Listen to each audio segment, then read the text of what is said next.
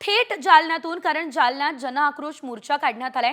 परभणीमधील सोमनाथ सूर्यवंशी मृत्यू आणि बीड सरपंच हत्येच्या निषेधार्थ हा मोर्चा काढण्यात आलेला आहे। या मोर्चामध्ये देशमुख कुटुंबासह मनोज जरांगे पाटील देखील सहभागी झालेत। सरपंच हत्या प्रकरणातील आरोपींना कठोर शिक्षा व्हावी यासह इतर मागण्यांसाठी हा मोर्चा आता काढण्यात आलेला आहे। एकंदरीत जर आपण बघितलं तर जालन्यातली ही दृश्य आहेत ज्या ठिकाणी हा जनआक्रोश मोर्चा निघालेला आहे। या ठिकाणी बीड हत्येप्रकरणी हा मोर्चा असून या ठिकाणी मनोज जरांगे पाटील सुद्धा या मोर्चामध्ये सहभागी झालेले आहेत।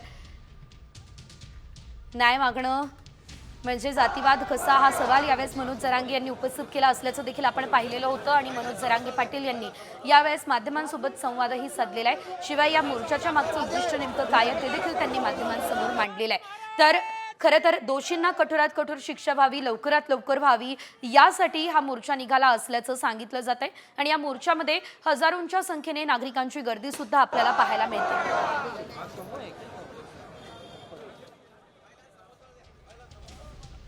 तर आपण पाहू शकतोय जालन्यामध्ये हा जनआक्रोश मोर्चा निघालेला आहे। गेल्या अनेक दिवसांपासून बीडमधील हत्या प्रकरण जे आहे ते मोठ्या प्रमाणात गाजतंय। सरपंच संतोष देशमुख यांची हत्या करण्यात आलेली होती, तर दुसरीकडे परभणी या ठिकाणी देखील हत्या झाली आहे आणि या दोनही हत्यांच्या निषेधार्थ हा जो आक्रोश मोर्चा आहे तो निघालेला आहे। लवकरात लवकर न्याय खरं तर मिळावा आणि लवकरात लवकर या ठिकाणी जर आपण पाहिलं तर दोषींना कठोरात कठोर शिक्षा व्हावी यासाठी हा मोर्चा निघाला।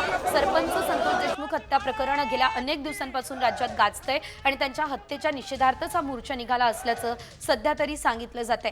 तर आपण जर बघितलं तर या संपूर्ण प्रकरणामध्ये अनेक राजकीय धागेदोरे असल्याचं देखील समोर आलेलं होतं आणि त्यामुळे आता राजकीय वातावरणही ढवळलंय।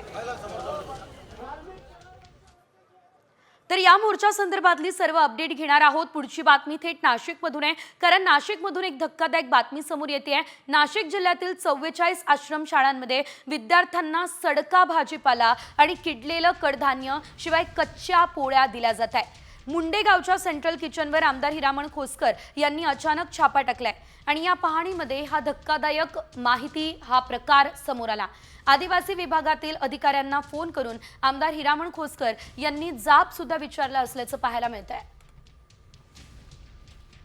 कोणाला हप्ते देते सुद्धा त्या कॉन्ट्रॅक्टर कोण आपल्याला विचारायचं आहे, तो सरळ त्या पालकांना म्हणतो। जेव्हा पालक आणि शिक्षकाची मीटिंग होती तेव्हा पालक म्हणते बा आमच्या मुलाला असं आणायचं, ते म्हणते आम्हाला सगळं वर द्यावं लागतं। तर माझी तर पहिली विनंती आहे की हे जबाबदार आयुक्त, अपर आयुक्त आणि प्रकल्पाधिकारी यांच्यावर कारवाई झाली पाहिजे। बातमी मोठी आहे। राज्याचा महसूल वाढवण्यासाठी दारू विक्री परवाने वाढवण्याच्या हालचाली सुरू झाल्या आहेत आणि त्यावर विरोधकांकडून जोरदार टीकाही करण्यात आलेली होती। तरीही राज्य सरकारने 5 जणांची समिती गठीत केली, त्यासाठी शासन निर्णय जारी करण्यात आलेला आहे। 2 महिन्यांमध्ये या समितीकडून सरकारला अहवाल सादर केला जाणार आहे। या समितीच्या शिफारसींकडे लक्ष वेधलेलं आहे। मद्य धोरणात बदल होणार का अशीच चर्चा सध्या रंगली असल्याचं आपल्याला पाहायला मिळत आहे।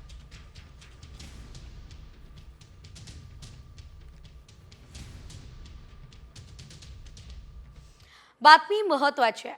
नवीन वाहन घेताय मग जरा थांबा, असं मी का म्हणतेय, कारण ही बातमी तुमच्यासाठी महत्त्वाची आहे। जर तुम्ही नवीन वाहन घेण्याच्या तयारीत असाल तर महाराष्ट्रात आता नवीन नियम सुद्धा लागू करण्याबाबत विचार सुरू आहे। हा नियम काय असेल तर परिवहन आयुक्तांनी गुरुवारी जाहीर केलंय की महाराष्ट्रातील सर्व कार आणि बाईक खरेदीदारांसाठी पार्किंग क्षेत्र हे बंधनकारक करण्यासाठी 100 दिवसांमध्ये धोरण आखतोय। जर अधिकृत पार्किंगची जागा नसेल तर नवीन वाहनांची नोंदणी नाकारली जाऊ शकते। याबाबतचा नियम हा विचाराधीन आहे आणि लवकरच याचा आढावा घेऊ, त्याबाबतचा ग्राहकांच्या प्रतिक्रिया घेऊन हा नियम लागू करू आणि याबाबत मंत्रालयामध्ये प्रस्ताव सुद्धा पाठवला जाणार असल्याचं सध्या तरी कळतंय।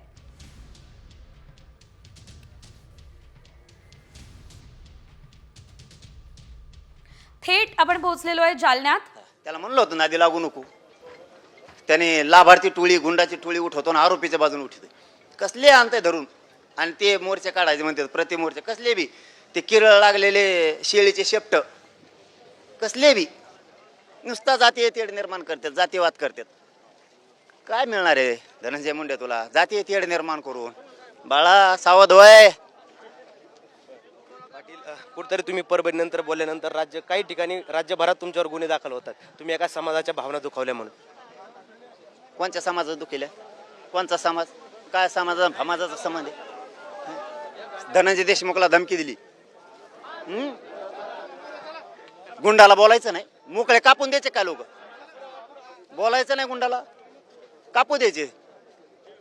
सोमनाथ सूर्यवंशी मारून टाका सगळे, ते वाकोडे टाका मारून. तुम्ही बोलायचंच नाही म्हणल्यावर गुंडाला बोलायचं नाही का? वंजाऱ्याला बोललो का? धनगराला, दलित मुस्लिमाला, मायक्रो ओबीसीला, नेत्याला सोडित नाही, सोडणार बी नाही. नेते कोणाचे नाही. जातीला कोणच्या बोललो? कोणत्या जातीला बोललो? कोणाला शिकतो? धनंजय मुंडे स्वतःचा पाप झाकायसाठी ओबीसी करतो. एवढे येडेत का ओबीसी? पाप तू करणार आणि पांघरून त्यांचं घेतो का आता? कोणचा पायंडा पाडतोच बाळ? कोणचा जातीवाद केला? गुंडाला बोलणार, संतोष भैयाच्या न्यायासाठी 1000 वेळेस बोलणार. किती गुन्हे दाखल कर, मागं सरकत नाही. गरिबाच्या मराठ्यांच्या न्यायासाठी, आरक्षणाच्या लढणार न्यायासाठी मी. कर, तुला काय जातीवाद करायचं? ती मराठी कधीच जातीवाद करत नाहीत आणि करणार बी नाहीत.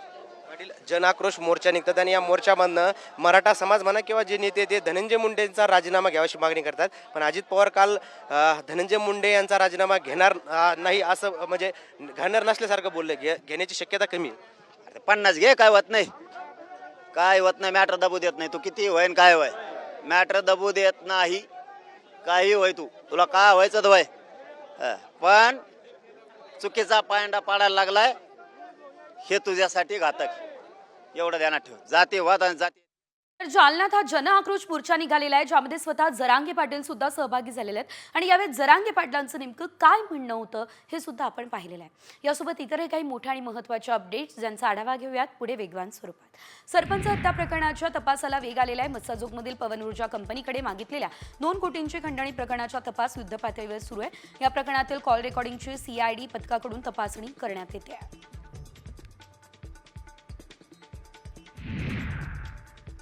शरद पवार गटाचे आमदार जितेंद्र आव्हाड यांनी आता सोशल मीडियावर एक पोस्टचा दाखला देत गोट्या गित्ते आणि वाल्मिक कराडबाबत एक सनसनाटी दावा केला. गोट्या गित्ते यांनीच वाल्मिक कराडच्या सांगण्यावरून बापू आंधळेला गोळी मारली असा दावा आव्हाड यांनी केला आहे.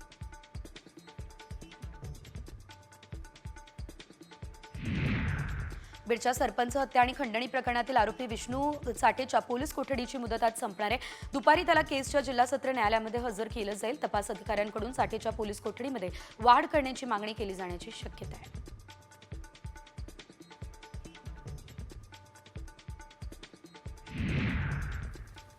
जालन्यात जन आक्रोश मोर्चा काढण्यात आलाय. परभणीमधील सोमनाथ सूर्यवंशी मृत्यू आणि बीड सरपंच हत्येच्या निषेधार्थ हा मोर्चा काढण्यात आला.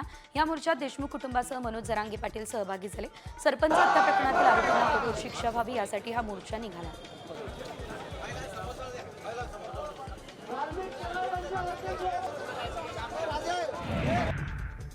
मंत्री राधाकृष्ण विखे पाटील आणि सुजय विखे यांनी केंद्रीय गृहमंत्री अमित शहा यांची भेट घेतली. राज्य मंत्रिमंडळात स्थान दिल्याबद्दल अमित शहा यांचे आभार मानले.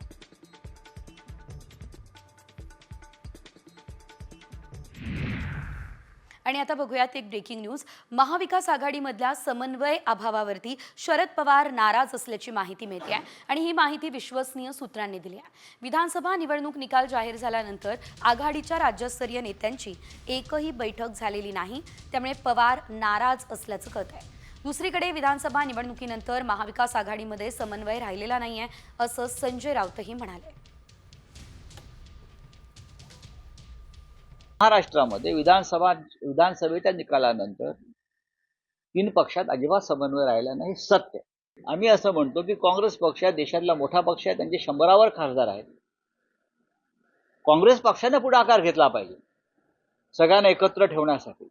आम्ही सगळे रिजनल पार्टीज आहोत, प्रादेशिक पक्ष आहोत. वळूयात पुढच्या बातमीकडे.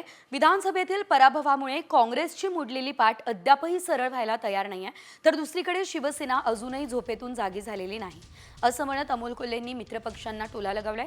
मुंबईमध्ये काल शरद पवार गटाच्या प्रमुख कार्यकर्त्यांच्या बैठका पार पडल्या आणि त्यामध्ये अमोल कोल्हेंनी हे विधान केल्याची माहिती आता विश्वसनीय सूत्रांनी दिली आहे. अमोल कोल्हे यांनी नेमकं काय म्हटलं पाहूयात. हे बरं झालं त्यांनी मान्य करून टाकलं. कालपर्यंत ते मशीनवर दोष द्यायचे, EVMवर दोष द्यायचे. आता वस्तुस्थितीवर आले आहे. त्यांनी आता थोडा अभ्यास केला दिसतो. अजून त्यांना अभ्यास करायची गरज आहे आणि त्यांनी अभ्यास करून काय चुकलं याचं आकलन जर योग्य केलं तर तुमची गाडी पटरीवर येऊ शकते. महाविकास आघाडी मात्र आता खऱ्या अर्थाने वस्तुस्थितीवर लक्ष द्यायला सुरुवात केली आहे, हे चांगलं आहे. तर अमोल कोल्हे यांच्या वक्तव्यानंतर सत्ताधाऱ्यांना आयतं कुलीत मिळालंय असंच म्हणावं लागेल. कारण पवार गटाला महाविकास आघाडीमध्ये राहायचं नाही, त्यामुळे महिना झाला शरद पवार कुठे दिसत नाहीये. हा दावा मंत्री संजय शिरसाट यांनी आता केलेला आहे. ते काय त्यांना पक्ष बदलायची सवय आहे. त्यांना काही विशेष नाही याच्यात. या महिनाभरामध्ये राष्ट्रवादीचा एक वेगळा अजेंडा तुम्हाला पाहायला मिळेल. उबाठा गट सुद्धा आजकाल देवेंद्र फडणवीस साहेबांच्या प्रेमात पडलेला आहे. त्यांना या सगळ्या प्रवाहाच्या बाहेर राहणं परवडणार नाही. माशासारखे तडपडून हे लोक मरतील, त्यापेक्षा समुद्रामध्ये डुबकी मारणं हेच त्यांच्याकडे असलेला पर्याय आहे. तर अमोल कोल्हे यांच्या वक्तव्यानंतर सत्ताधाऱ्यांना आयतं कुलीत मिळालंय असंच म्हणावं लागेल. कारण पवार गटाला महाविकास आघाडीमध्ये राहायचं नाही, त्यामुळे महिना झाला शरद पवार कुठे दिसत नाहीये. हा दावा मंत्री संजय शिरसाट यांनी आता केलेला आहे. ते काय त्यांना पक्ष बदलायची सवय आहे. त्यांना काही विशेष नाही याच्यात. या महिनाभरामध्ये राष्ट्रवादीचा एक वेगळा अजेंडा तुम्हाला पाहायला मिळेल. उबाठा गट सुद्धा आजकाल देवेंद्र फडणवीस साहेबांच्या प्रेमात पडलेला आहे. त्यांना या सगळ्या प्रवाहाच्या बाहेर राहणं परवडणार नाही. माशासारखे तडपडून हे लोक मरतील, त्यापेक्षा समुद्रामध्ये डुबकी मारणं हेच त्यांच्याकडे असलेला पर्याय आहे.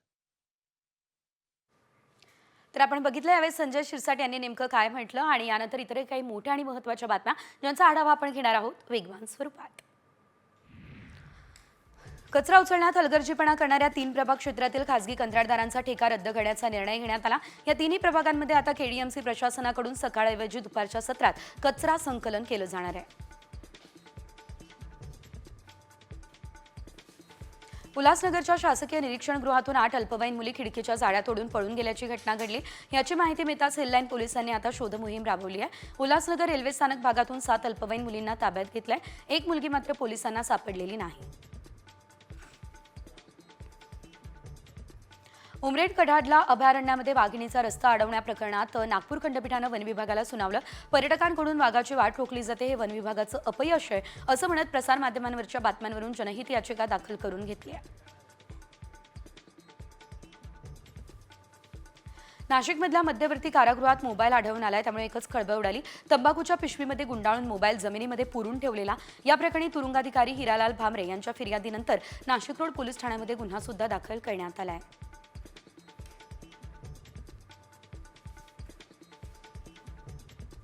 राज्यात HMPV व्हायरसने शिरकाव केलेला आहे, अशातच आरोग्य यंत्रणा अलर्ट झाली आहे. पंढरपूर हे राज्यातील मोठं तीर्थक्षेत्र आहे. देशातून या ठिकाणी भाविक येत असतात. या पार्श्वभूमीवर पंढरपूरमध्ये राज्यातील पहिला HMPV व्हायरसचं विलगीकरण कक्ष देखील तयार करण्यात आलेला आहे.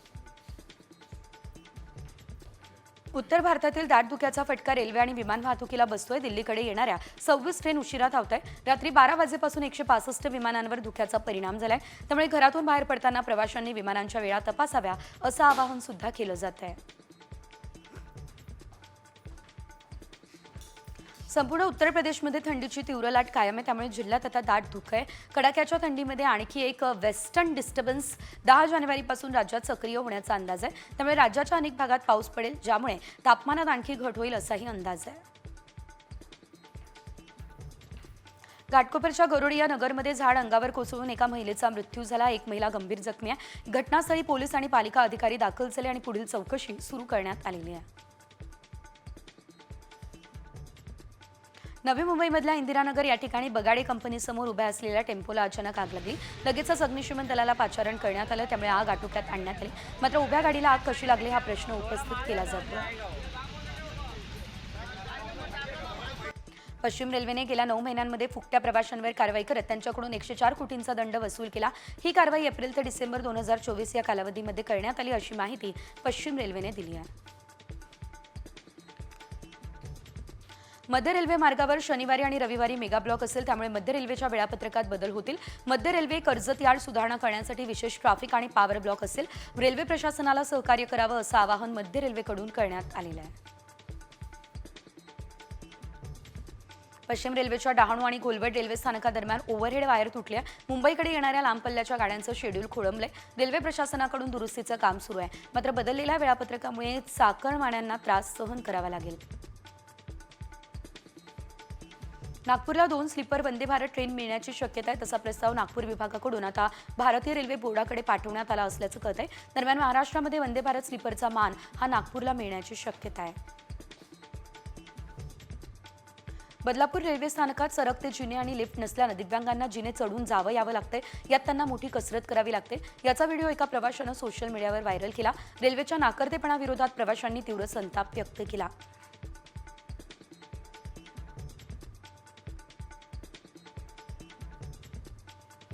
कार आणि बाईकच्या खरेदीदारांसाठी आता पार्किंग क्षेत्र बंधनकारक करण्यासाठी 100 दिवसांमध्ये धोरण आखलं जाते. जर अधिकृत पार्किंगची जागा नसेल तर नवीन वाहनांची नोंदणी नाकारली जाऊ शकते. हा नियम लागू करण्याबाबत मंत्रालयात प्रस्ताव सुद्धा पाठवला जाणार आहे.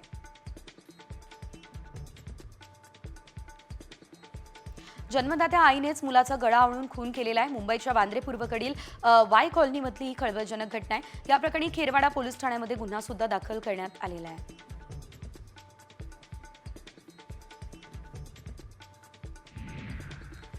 आणि यानंतर बघूयात एक मोठी बातमी. पक्षाच्या अडचणीच्या काळात पक्षाला ब्लॅकमेल करणं योग्य नाही आहे.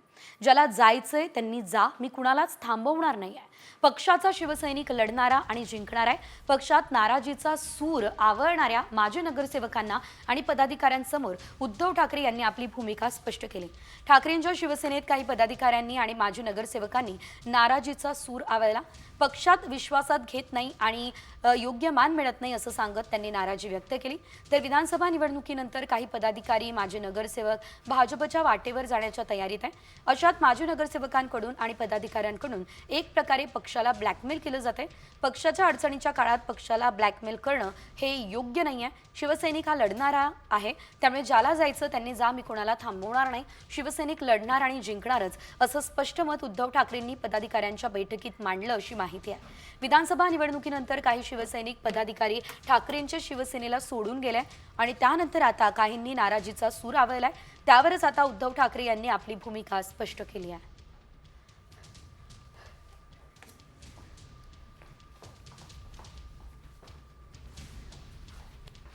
तर उद्धव ठाकरे यांनी नेमकं काय म्हटलं हे आपण पाहिलं. मात्र यासोबतच राज्यभरातल्या इतर मोठ्या आणि महत्त्वाच्या घडामोडींचा आढावा वेगवान स्वरूपात. जळगाव जिल्ह्यात पुन्हा एकदा थंडीचा कडाका वाढलेला आहे. तर गेल्या 3 दिवसांपासून तापमान 10 अंशांच्याही खाली गेलेलं आहे. शहरात 12 किलोमीटर वेगाने वारे वाहताना दिसत आहे. त्यामुळे थंडीची तीव्रता अधिक जाणवते.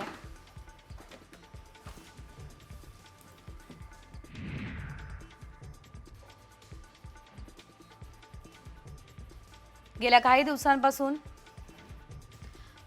थंडीचा जोर कायम आहे. महाबळेश्वरपेक्षा देखील विदर्भात तापमान कमी आहे. काही दिवस गारठा कायम राहण्याचा अंदाज हवामान विभागानं वर्तवलाय. संपर्क आहे, बाकी गोष्टी आहे, या व्यवस्थित रीतीने करून ठेवल्यात तर मला वाटतं की कोणताही पक्ष, कोणताही राजकीय नेता हा काही अमरपट्टा घेऊन कदापि येत नाही.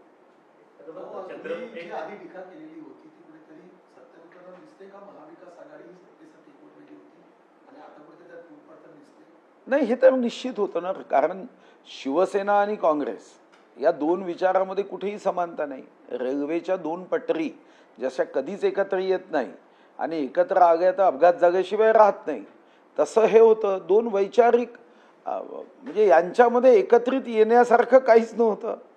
एक हिंदुत्वासाठी काम करणारा पक्ष आणि दुसरा साधारणतः हिंदुत्वावर नेहमीच टीका करणारा पक्ष. तर 2 पक्ष एकत्र येण्याचं काही कारण नव्हतं.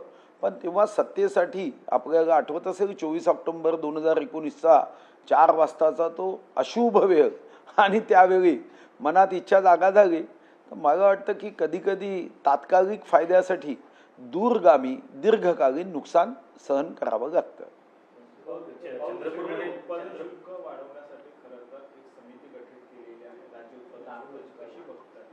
नाही, मी याच्याकडे कोणत्याही नजरेने सध्या बघत नाही, कारण जे काही बघायचं कोणत्याही मुद्द्यावर ते विधानसभेच्या विविध आयुधांचा उपयोग करून बघेन.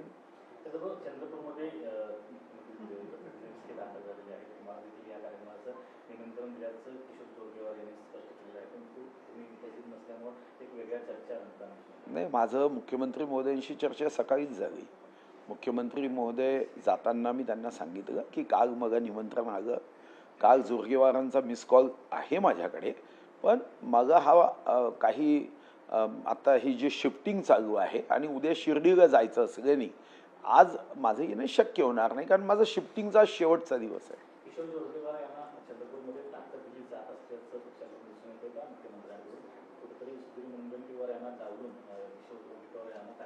अहो ताकद कोणी दिघ्यानी मोठा होतो का? अहो मी इतकी झाडं गावली, शेवटी कोणतं झाड गावल्यावर त्या झाडाचा गुण असतो किती उंच जायचं. हे कोणत्या झाडाला किती खतपाणी दिल्याने कोणतं झाड मोठं होतं का? असं असतं तर मग आपलं एक झाड 100 फुटाचं येऊ शकलं असतं. असं काही खतपाणी दिल्याने होतं का? आपापल्या कामाने प्रत्येकाला मोठं व्हायचं असतं. खतपाण्याने प्रत्येक झाडाची उंची किती व्हावी हे ठरलं असतं. विधानसभा निवडणुकीदरम्यान काही लोक आपल्याकडे सोडून गेले होते, त्यांना पुन्हा एकदा परतीचे वेध लागलेले आहेत. चर्चा सुरू, काही नेत्यांनी भेटीगाठी देखील सुरू केल्या. असे परत येणार नेत्यांचा काही विचार केला नाही, याची माहिती माननीय अध्यक्ष महोदय व माननीय मुख्यमंत्री महोदय ठरवतील. फक्त एवढंच आहे की जर ज्यांनी विधानसभेत विरोधात काम केलं म्हणा किंवा विधानसभेमध्ये बंडखोरी केली, उमेदवार उभे राहिले, त्यांना पक्षात घेताना मला वाटतं की त्याचा अतिशय काळजीपूर्वकच निर्णय केला पाहिजे. अन्यथा मग कार्यकर्त्यांना असं वाटायला लागेल की ठीक आहे, क्षणिक बंडखोरी केली तरी हा पक्ष इतका मोठा आहे की या पक्षात आपण कधीही प्रवेश करू शकतो. आणि मला व्यक्तिगत रीतीने वाटतं की याचा मग दूरगामी दीर्घकालीन काय परिणाम होईल याचा विचार केल्याशिवाय असे निर्णय करताना सावधानी करणे आवश्यक आहे. काल राष्ट्रवादी शरद पवार यांचा जो पक्ष आहे त्याचा एक मेळावा झाला, त्यामध्ये तरुण सगळे नेतृत्व जे आहे किंवा तरुण कार्यकर्त्यांनी प्रदेशाध्यक्ष बदलाची मागणी केली आहे. जयंत पाटील यांना कुठेतरी हटवण्याची मागणी त्या ठिकाणी केली पाहायला मिळाली. नाही, मी म्हणूनच म्हणतो का की हा विषय त्यांच्या पक्षातला अंतर्गत विषय आहे. असा कोणताही पक्ष असेल, कोणतीही संघटना असेल, कोणतेही सरकार असेल, हे तरुण आणि अनुभवी यांचं एकत्रितपणे संयुक्त मिश्रण असतं आणि हे तसं ठेवावं लागतं. शेवटी प्रश्न तरुण किंवा वयोवृद्धाचा नाही आहे. प्रश्न असा आहे की जनतेची सेवा करण्याच्या दृष्टीने योग्य निवड होणं गरजेचं आहे आणि ही योग्य निवड. आणि शेवटी मग तरुणाची भाषा तुम्ही कोणत्या वयोमर्यादेपर्यंत करा, किती 75 वर्षाचा तरुण की 80 वर्षाचा तरुण की 50 वर्षाचा तरुण. मला वाटतं की यामध्ये तरुण किंवा वृद्ध किंवा अनुभवी यावर न जाता त्याच्या क्षमतेने योग्य निर्णय दिला पाहिजे. उद्या एखादा 25 वर्षाचा तरुण असेल आणि अफाट क्षमता असेल तर त्याला ही संधी दिल्या जाते. तर यावेळेस आपण बघितलं मुनगंटीवार हे माध्यमांसोबत संवाद साधत होते आणि यानंतर घेऊयात उर्वरित बातम्यांचा महत्त्वाचा आढावा.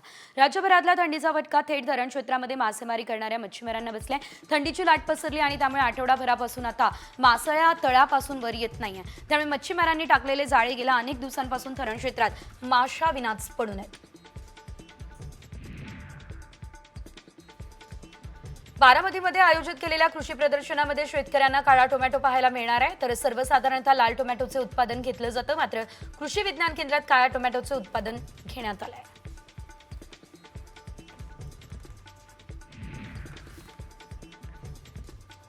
खानदेशात ऊसाचं पीक बऱ्यापैकी आणि त्यामध्ये ऊस तोडणी सुरू आहे. ऊसाचा चारा देखील उपलब्ध होतोय. ऊस तोडून येणारी बांडी किंवा ऊसाच्या वरच्या भागातील शेंडा चारा म्हणून विविध गावांमध्ये विक्रीसाठी येतो. बांडीचे दर 100 रुपयांमध्ये 300 कांडी किंवा 300 नग असे आहेत.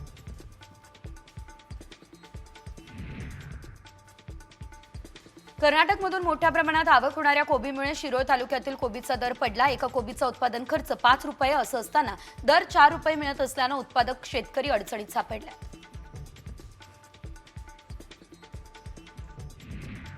सध्या नाशिकमधील बागलाण तालुक्यासह कळवण, देवळा, मालेगाव या तालुक्यांमध्ये रब्बी कांदा लागवड मोठ्या प्रमाणात सुरू आहे. मात्र तालुक्यात तीव्र मजूर टंचाई भासते आणि त्याला पर्याय म्हणून तालुक्यात यावर्षी प्रथमच मशीनद्वारे कांदा लागवडीचा प्रयोग केला जातो. तो यशस्वी होत असल्याचं देखील चित्र आहे.